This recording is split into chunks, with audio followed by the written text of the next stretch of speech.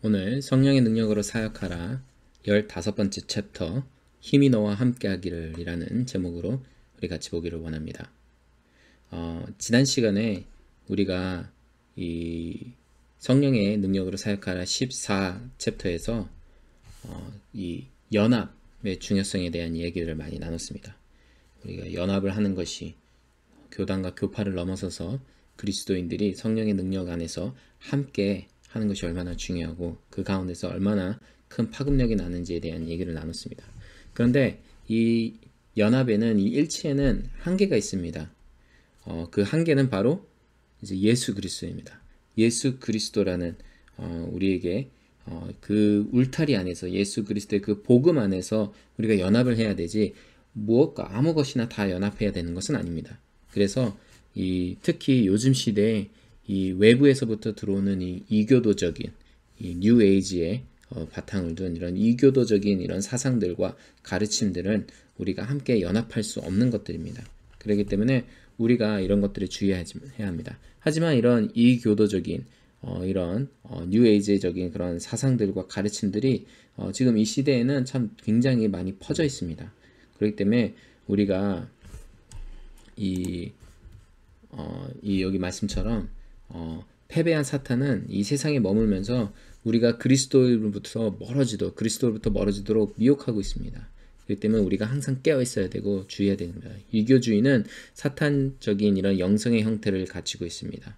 우리는 하나님께 속한 영성과 사탄적인 영성의 차이를 명확히 알아야만 합니다. 그렇지 않으면 우리는 그리스도임에도 불구하고 이 혼란 속에 헤매게 되고 그것이 이 사탄들이 노리는 노림수입니다. 그렇기 때문에 우리가 정확하게 이 무엇이 그리스도적인 생각이고 이교도적인 생각인지를 구분해야 됩니다.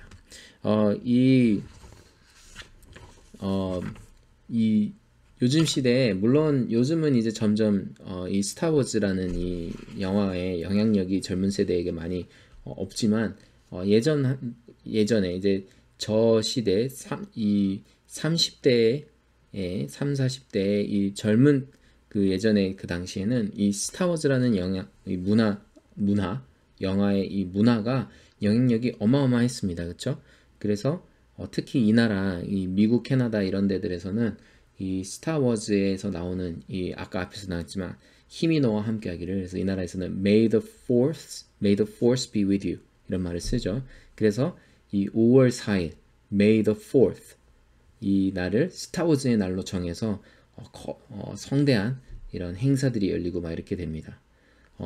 이 어떤 한국이나 일본에서 말하자면 약간 오타쿠 이런 표현을 쓰죠. 아니면은 이런 이 어떤 그런 문화 컨텐츠를 정말 그런 그런 어떤 영화와 어떤 그런 픽션의 수준을 넘어서서 실제적으로 그 삶에 너무나 과하게 받아들이고 하는. 그래서 요즘 시대를 보면 디즈니나 아니면 이런 슈퍼 히어로물들, 또 이제 뭐 마법, 그런 판타지 이런 물들이 점점 이렇게 팽배해 가면서 문화에서 젊은 세대들 안에서는 이런 것들이 단순하게 그냥 어떤 문화, 어떤 이런 수준을 넘어서서 진짜 한 삶의 큰 축을 맞는 그런 위험한 모습을 봅니다. 그리고 이런 것들이 안타깝게도 문화에만 머무는 것이 아니라 실질적으로 이 젊은 세대의 사상과 또 그런 어떤 행동과 이런 것들, 심지어 그들의 어떤 신앙관, 세계관까지 영향을 미치고 있는 모습입니다. 특히 미국은 미국이나 이 서양권에, 특히 이제 미국은 이러한 어떤 이 뉴 에이지, 이교도주의가 굉장히 활발하게 활기칠 수 있는 게 어떠한 이런 내어맡김, 아니면 내려놓음, 이러한 사상, 이러한 가르침, 이러한 신학들이 굉장히 미국스럽지 못하게 받아들여집니다. 왜냐하면 이렇게 자신을 내려놓고 자신을 드리고 손해보고 어떤 이렇게 무언가 자신이 컨트롤하지 못한다는 것, 통제하지 못한다는 것은 굉장히 미국의 그런 어떤 자유를 쟁취하고 또 이렇게 이겨내고 자기의 행복과 자기의 삶의 어떤 목표를 이루는 그런 것을 중요한 가치로 여기는 미국인들에게 있어서는 굉장히 환영받지 못하는 신학과 가르침들입니다. 그에 반면에 이교주의들은 영적인 세계의 어떤 통제권을 내가 가질 수 있다라는 그런 어떤 유혹적인 말들을 하죠. 그리고 그런 가르침이면 우리는 물질적인 힘과 이런 지식들을 사용하여서 어떤 영적인 힘과 지식을 사용할 수 있다라고 가르칩니다. 그래서 오늘날 심지어 많은 그리스도인들도 그렇듯이 당신 또한 성령을 단순하게 혹시 영향력이나 힘으로 여긴다면 내가 어떻게 해서 이 성령을 붙잡아서 사용할 수 있을까? 이러한 생각을 우리가 은연적으로, 무의식적으로도 할 수 있다는 거예요. 그렇지만 성경에서는 성령은 거룩한 위엄과 영광을 지닌 인격으로서 우리가 성령을 어떻게 사용하는가 라는 것이 아니라 성령이 어떻게 나를 붙잡아 사용하는가, 그 주체가 내가 주체가 되어서 힘을 사용한다는 것이 아니라 성령이 나를 사용하는가. 그래서 중요한 질문은 누가 곧 결국엔 책임자인가, 누가 그 통치권을 갖고 있느냐, 하나님이 내가 하나님을 사용하느냐 아니면 하나님이 나를 사용하느냐, 누가 주가 되어서 명령권을 갖고 있느냐, 이러한 문제가 우리에게 매우 중요한 문제입니다. 우리가 성령을 볼 때 가끔 성령은 이교도주의 사상에서도 이교도주의의 그 영향력으로 인해서 성령을 인격체로 보는 것이 아니라 힘으로 보게 될 때가 있습니다. 특히 우리 이 성령 운동이 일어나면서 이 은사쇄신 운동 측에서 지난 10년 사이에 어떤 치명적인 현상 중에 하나로 지적되는 것이 바로 이 하나님이 마치 건강과 부를 가져다주는 어떤 법칙처럼 이렇게 받아들여지고 그렇게 활용되어지기 시작하는 것. 그래서 이게 prosperity gospel이라고 그러죠. 이 기복신앙, 복을 주는 하나님은 우리에게, 이것이 마치 내가 어떠한 그 성령과 하나님의 그 능력을 이용하여서 나의 필요한 것을 얻고 내 행복, 내 기쁨, 내가 원하는 것들을 쟁취하는 어떤 이런 기복신앙에 빠지는 것. 그래서 하나님 뜻에 절대적으로 순종하는 것은 기독교의 껍질을 쓴 이교주의에 내가 마음대로 골라서 요구하는, 그래서 이 나라에서는 name it, claim it, 내가 원하는 것을 구하면 그걸 하나님이 나에게 주신다, 이런 것과는 합치되지 않는다는 것. 하나님께 절대적인 순종과 이런 이교도적인 이 기복신앙적 이런 가르침과는 서로 어울릴 수 없다는 것. 그래서 하나님이 인격이시라면 그분께서는 그분만의 의지가 있습니다. 그래서 하나님의 이 인격, 하나님의 인격이시고 우리가 그렇게 하나님을 인격으로서 이해하는 것은 우리 이 기독교 신앙에서 매우 매우 중요한 우리의 본질의 하나입니다. 그래서 여기도 보면은 새 인격이신 하나님, 복되신 삼위일체 하나님, 그렇게 우리가 하나님을 이해하는 것. 그래서 성령은 우리에게 힘이 아닙니다. 우리가 어떻게 조작하고 우리가 통제할 수 있는 힘이 아닙니다. 오히려 우리는 그분의 뜻에 우리의 귀를 기울이고 그분의 판단을 존중하고 순종하고 복종하는 법을 우리가 배워야 합니다. 가끔 그렇지만 성경을 보면은 이 성령이 마치 힘인 것처럼 묘사될 때가 가끔은 있어요. 그래서 특히 이사야 같은 데를 보면 성령을 물로써 또는 마른 땅에 흐르는 어떤 시냇물로써 이렇게 표현되고도 합니다. 아니면 히브리어에 보면 성령을 뜻하는 이 르하흐라는 단어가 또 다르게 번역하면 숨 아니면 바람이 될 수도 있습니다. 그래서 예수님도 성령을 생수의 강이라고 표현하기도 하고, 사도행전에 보면 성령을 바람 혹은 불로서도 표현이 되기도 합니다.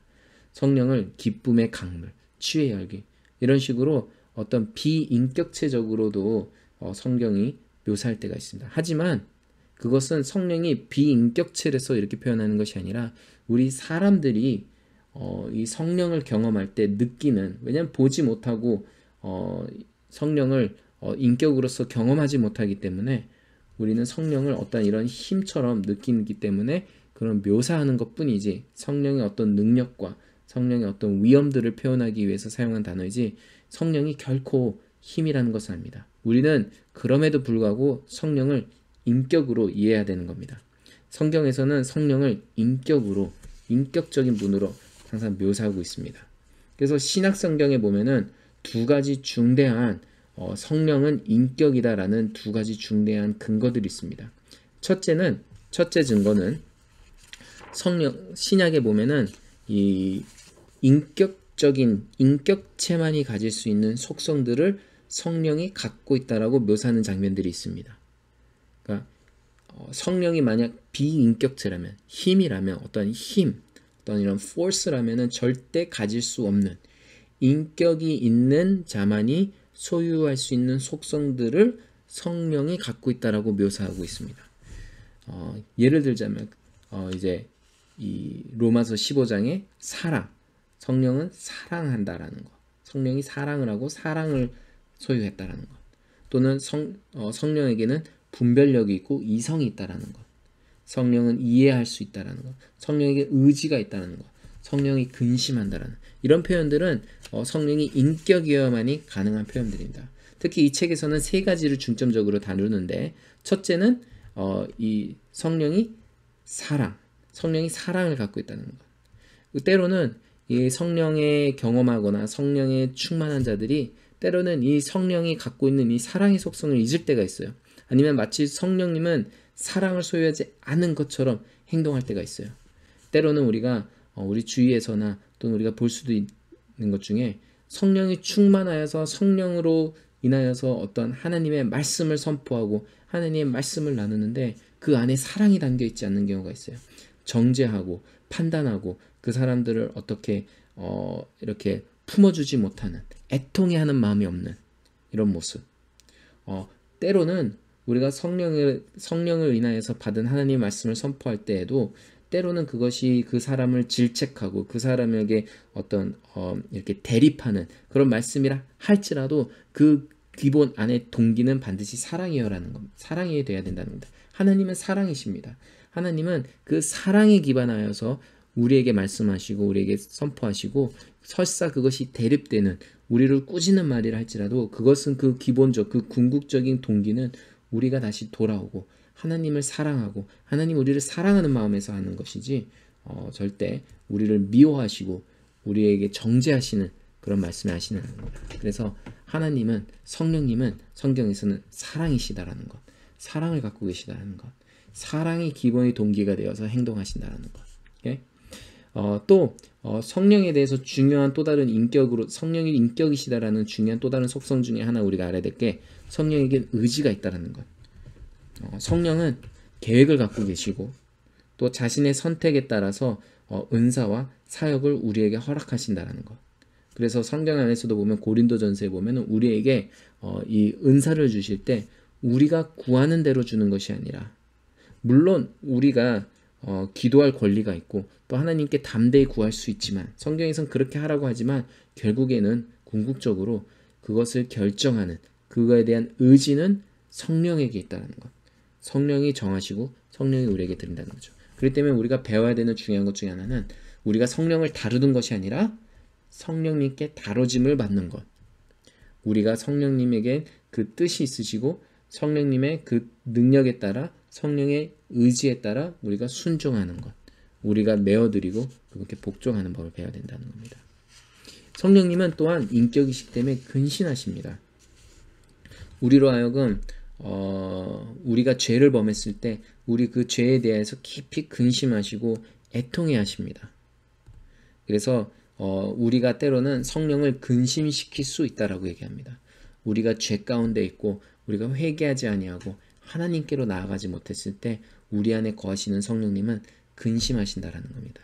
그래서 우리는 그 성령님의 그 근심하심을 근심시키지 아니하고 우리가 변해야 되고, 우리가 이렇게 성령의 의지에 따라 활동해야 된다는 것. 이 책의 예시로 어떤 목사님이 이 몸의 이 아픔이 어느 순간 이 성령님이 그 과거 세대에 범해졌던 죄에 대한 근심과 또 그 죄에 대한 아픔을 깨닫게 하는데 사용하시는 것을 경험하게 됩니다. 그래서 몸이 아플 때마다 그 성령님이 어떤 특정한 죄에 대해서 얼마나 아파하시는지를 깨닫게 만들어 주셨다라는 얘기를 나눕니다.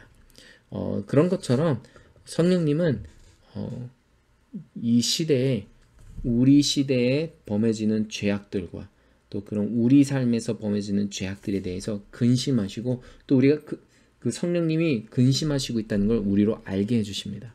그래서 우리가 그것을 아는 것 또한 매우 중요합니다. 그래서 성령님은 이런 식으로 인격만이 가질 수 있는 속성들, 이러한 감정을 가지시고 또 이러한 어떤 의지를 가지신다는 걸 우리가 볼 수 있습니다. 또 다른 하나의 증거는 신약에서는 성령님이 인격만이 가질 수 있는 어떤 직이나 직무를 갖고 계시다라고 얘기가 나옵니다.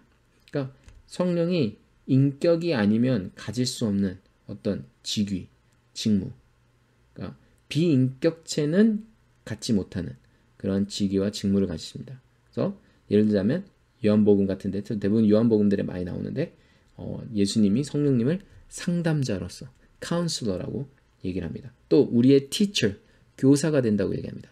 또 예수를 증거하는 증거자라고 얘기합니다. 이런 것들은 비인격체가 할 수 있는 일들이 아닙니다. 이거는 인격을 가진 자들만이 하는 겁니다. 상담해주고 가르치고 증거하고 이런 것들 인격체가 하는 것들입니다. 그렇죠? 또한 심판하신다고 합니다.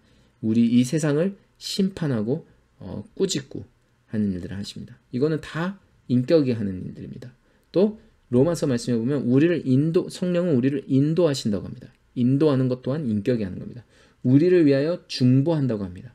중보하는 일 또한 인격이 하는 겁니다. 그런 것처럼 성령은 인격이라는 겁니다.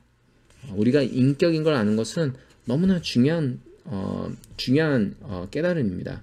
왜냐하면 우리가 성령이 인격이란 걸 깨닫는다면은 성령은 우리가 다루는 어떤 존재가 아니라는 거죠. 우리가 다루는 우리의 힘이 아니라는 거예요. 오히려 반대로 성령이 우리를 다룬다라는 거예요. 우리는 그분을 조정하는 것이 아니라 그분이 우리를 조정한다는 거죠. 그러면 중요한 질문이 생깁니다. 때로는 우리가 성령을 구할 때 잘못된 동기로 구하게 되죠. 왜? 성령이 주는 그 어떤 능력을 내가 쓰기 위해서.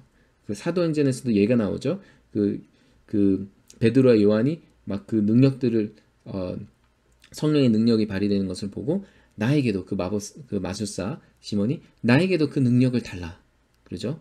성령을 인격으로 이해하지 못하고 있어요. 성령을 힘으로 이해하고 있는 장면이에요. 그렇죠? 그렇지만 성령은 힘이 아니라 인격. 오히려 우리가 성령에게 쓰임을 받고 조정을 당해야 된다라는 것. 그렇다면 중대한 질문이 생겨요. 내가 성령을 다루는 게 아니라 성령이 나를 다룬다면 내가 통제할 수 없는 그러한 수준의 분이라면 성령이 그렇다면 어떻게 보면은 두려움이 생기게 돼요. 그렇죠? 내가 컨트롤할 수 없는 성령은 내 통제를 넘어서서 일한다라는 것. 때로는 그래서 많은 그리스도인들이 이러한 두려움이 있어서 성령 받기를 성령에 충만해지기를 두려워하는 때가 있어요. 왜? 내가 컨트롤할 수 없게 될까봐 나를 내가 원하는 것보다 내가 요구하는 것보다 더 무엇인가를 행하실 것 같아서 성령님이. 그리고 실제로도 그러한 사례들이 이 성령 사역 가운데서 일어나기 때문에 어떤 자기의 몸을 컨트롤할 수 없다거나 자기의 어떤 이 말하는 것을 통제할 수 없게 된다거나 어떤 내가 원하는 행동을 하지 않게 됐을 때 내가 원하지 않는 행동을 하게 될까봐 이런 두려움들이 생겨요. 그렇지만 우리 성령님은 아까 얘기했죠. 인격적인 분이세요. 우리를 사랑하시고 우리를 위하시는 분이세요. 성령님은 우리에게 좋은 것을 하시고 절대 성경에서 예수님이 말씀하신 것처럼 떡을 구하는 자에게 돌을 주시지 않는다는 것, 알을 달라고 한 자에게 정갈을 주시는 분이 아니라는 것, 우리에게 좋은 것을 주시는 분이라는 것. 그렇기 때문에 우리에게 중요한 질문이 생겨요. 여기처럼 우리는 그렇다면 성령을 구할 때 위험을 무릅쓸 각오가 되어 있는가? 위험을 무릅쓸 가치가 있는가? 성령은 우리가 통제할 수 없는 수준의 분이라면 그럼 우리가 그러한 우리가 통제할 수 없다라는 이 사실을 인정하고 그러한 위험, 그러한 리스크를 우리는 기꺼이 감당할 가치가 있는가? 어떻게 보면은 이것이 위험을 무릅쓸 가치라고 얘기하지만 책에서는 어떻게 보면 이것이 바로 믿음일 수도 있어요. 우리는 하나님을 신뢰하는가? 하나님이 정말 우리에게 좋은 분이라는 것을 신뢰하는가?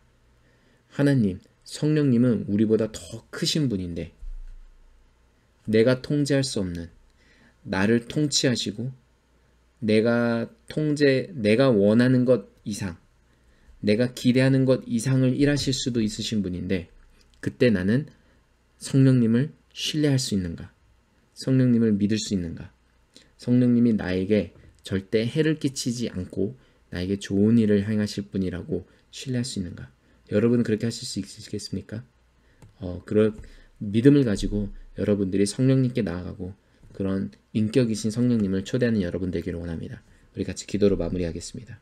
하나님 아버지, 오늘 같이 우리 성령님이 힘이 아니라 우리가 다루는 어떠한 물질이 아니라 비인격이 아니라 성령님은 우리의 인격 되시는 삼위 하나님인 것을 보았습니다. 성령님, 우리 안에 있는 막연한 이 두려움을 주님 제하여 주시옵시고 성령님을 신뢰하게 하여 주시옵소서. 그리하여서 성령님을 우리 삶 깊숙한 곳까지 초대하고 우리 삶 전반에서 성령님을 경험하며 살아갈 수 있게 해주시옵소서. 성령님을 다루려고 하는 것이 아니라 우리가 성령님께 다름을 받게 우리 자신을 내어드리고 순종하고 복종하는 우리 그리스도인들 되도록 축복하여 주시옵소서.